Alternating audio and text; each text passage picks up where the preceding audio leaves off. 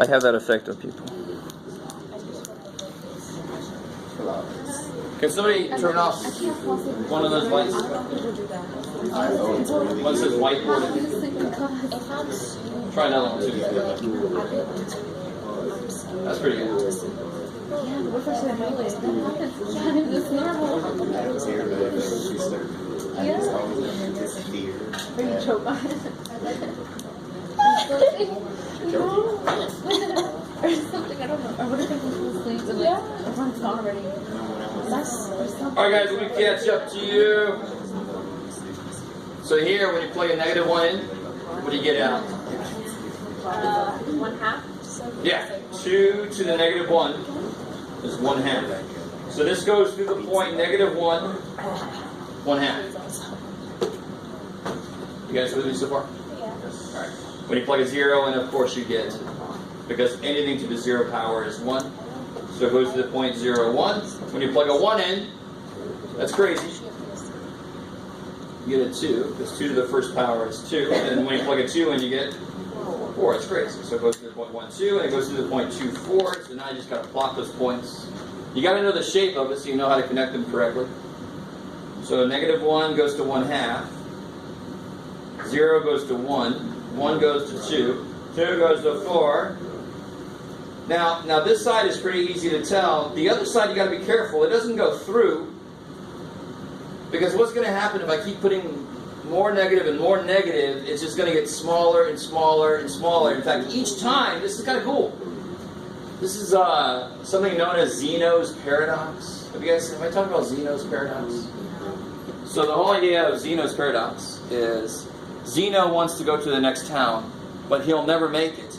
Because to get to the next town, he has to first go halfway the distance, and then he has to go half the remaining distance, and then he has to go half the remaining distance, and then he has to go half the remaining distance, and then he has to go half the... He'll never make it there. You guys kind of with me? Now, when my teacher first told me this, I'm a smart ass. I said, well, just tell him the town is twice as far away. So the first time he goes halfway, he's there. Screw you, Gino, just get there. You guys with me? Alright, some of you guys are like, whatever. I'm sure that's funny. Alright.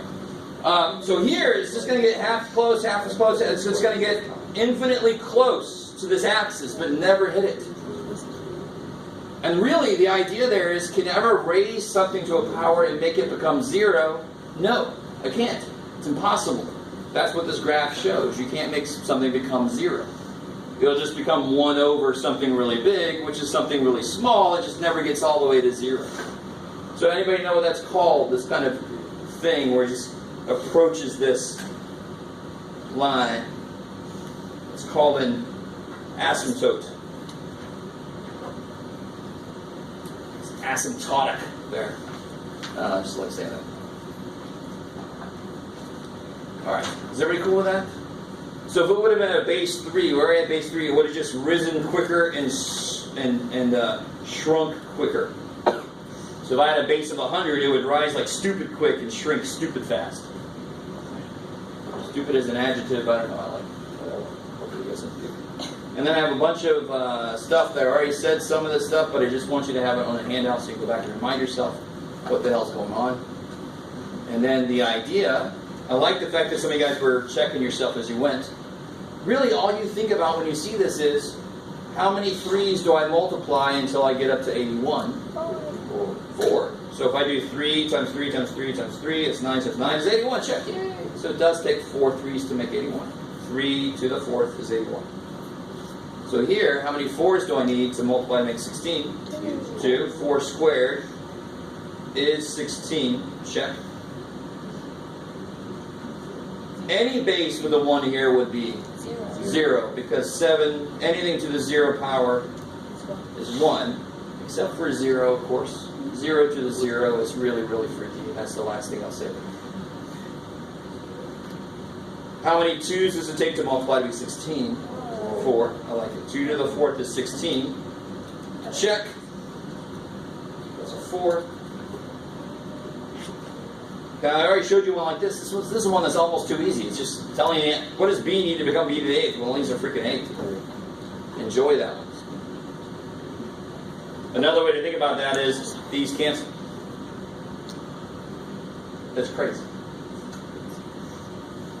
So what about this guy? Yeah, what do I do to 5 to make it flip to become 1/5? I've got to raise it to a -1 power. So here the only difference is I still need a negative power to make it flip, but then I also need a 1 to 3 to make it become 9 squared.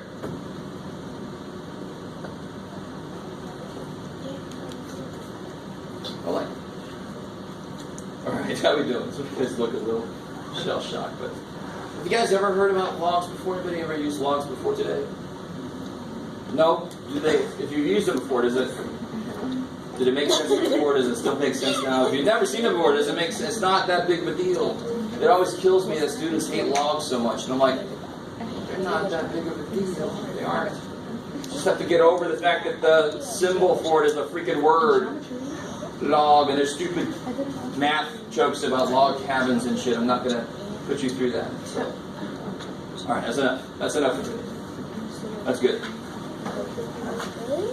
Everybody says that. I hated it. What would you like? Geometry, I think so. Does it make sense now or no? You don't have to lie to me. Well, that makes sense. Okay. You explained it.